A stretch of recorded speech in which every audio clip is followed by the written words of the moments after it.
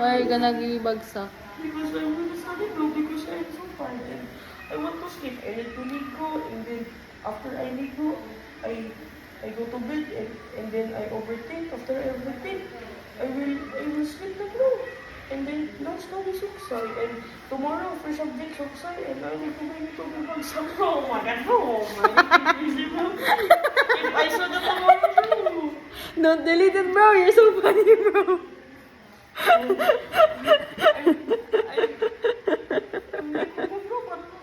Oh my god, I don't drink. But oh my god, bro.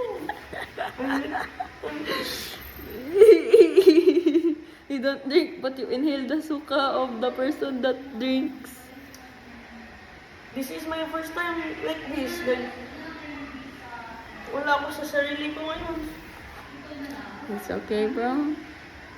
And I always say na I want to rest with kasama and just sleep and then hug tight and then until sleep and then wake up in the morning with someone in your bed.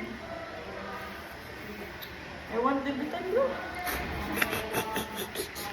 My love language, physical touch is ruining me bro.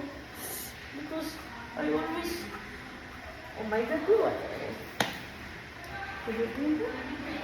please stop picturing me bro, I'm crazy bro. Yes, I'm you sound just- crazy, bro. Bro, I don't want to You watch this video you bro. want physical touch, but you...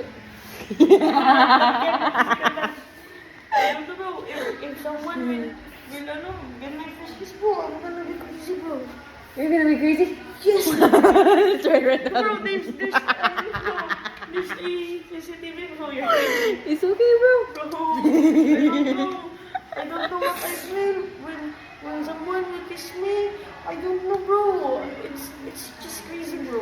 You want to know? Oh my god. Bro, this is for me, please, bro.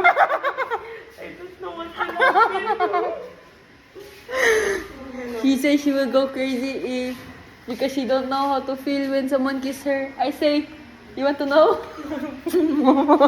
Yes, it's just a fun fact that I have my... I don't know. Because my friends are very physical touch and they're very clingy and they're very crazy and then they just go to me and then they hug me and then this, oh my god, you know, earlier Ellen, I went outside because I'm going to